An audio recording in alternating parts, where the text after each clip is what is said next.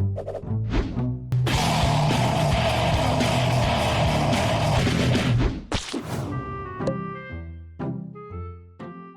do Ori and the Will of the Wisps, Expedition 33 and Hades 2 have in common? Well, aside from being absolutely great games that a ton of us loved playing, they're not really as indie as some might have you believe. Ori and the Will of the Wisps had a core team of around 80 people at Moon Studios, not even counting all the extra freelancers and contractors who jumped in for specific tasks. Expedition 33 had about 30 to 40 people in-house at Sandfall Interactive, but once you factor in all the outsourced animation teams, especially the big Korean studio that handled a huge chunk of the gameplay animations, testers, localization crews, voice actors, performance capture, music, and everything else that goes into a modern title, the total easily climbs well into the hundreds. The same thing applies to Hades 2. Supergiant's main team was a bit smaller than the others, but they still pulled in plenty of outside help to make it all come together. This practice isn't uncommon at all nowadays. Pretty much every studio, no matter the size, hires extra help because modern game development has gotten so specialized and complex. You need people in motion capture, advanced lighting tech, orchestral scores, intricate UI systems, and a dozen other things that a tiny core team simply can't handle alone. In a lot of cases, the outside contributors end up outnumbering the main team by a wide margin. That really blurs the line of what indie even means anymore. In a lot of these situations, AA is a far more accurate label or even small AAA than the little indie picture most people have in their heads when they hear the word. The problem is this can seriously mislead people and create some pretty false expectations about what a tiny solo developer or a super small team can actually pull off on their own. People scroll past these big looking indie hits, see the label slapped on them and think, damn, one person or a handful of devs did all that, without ever realizing the full picture and the total number of people involved behind the scenes. Now I've seen also the misconception the indie means self-published. Some went as far as claiming Larian Studio is an indie studio just because of that. I mean, you might as well throw CD Projekt Red in there too, since they also self-publish their stuff. Being self-published doesn't automatically make something indie. It's more about team size, budget, and how the project actually gets made.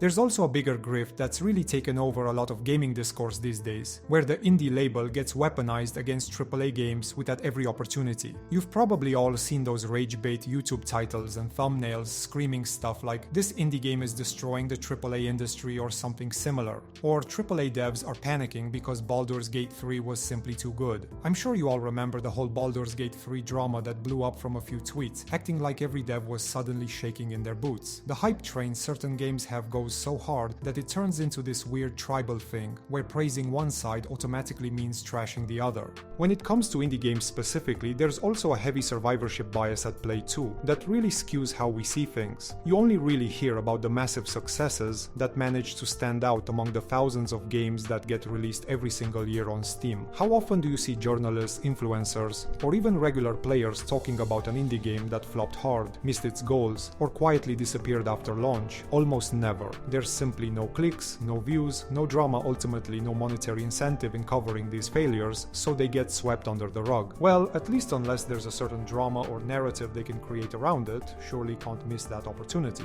But when a AAA title fails or doesn't live up to the insane hype, better be sure there's a lot of drama to milk for months. Even when a big game is genuinely successful, a lot of the time it still gets twisted into attacks on other devs or used to manufacture all sorts of nonsense controversies, and devs are panicking all over again stories. On top of that, there's this strong tendency to romanticize indie games as these pure heartfelt passion projects full of nothing but dedication and hard work. That's not inherently wrong at all or untrue. A lot of real small indies really do start from the bottom with crazy personal sacrifice and creative drive. But it's important to remember that passion and dedication isn't something exclusive for tiny teams only. Plenty of the games we still love and replay today came out of larger studios where the developers poured their hearts into it for years, often fighting against tight deadlines and corporate barriers. It's just that the greedy or short-sighted business decisions from the companies or publishers they work under often overshadow all that hard work and end up poisoning the whole conversation for everyone. At the end of the day, the indie label has become way more flexible and slippery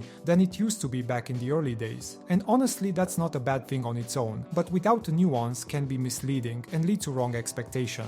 The problem starts when that flexibility gets turned into a simplistic narrative and used for manufactured drama like indie good, AAA bad. Moreover, when people talk about indie games without acknowledging the differences in scale, resources, and production pipelines, it can create a very distorted perception of how games are actually made. So yeah, that's something I wanted to ramble on a bit. If you enjoyed this type of content, consider liking and subscribing. Bye.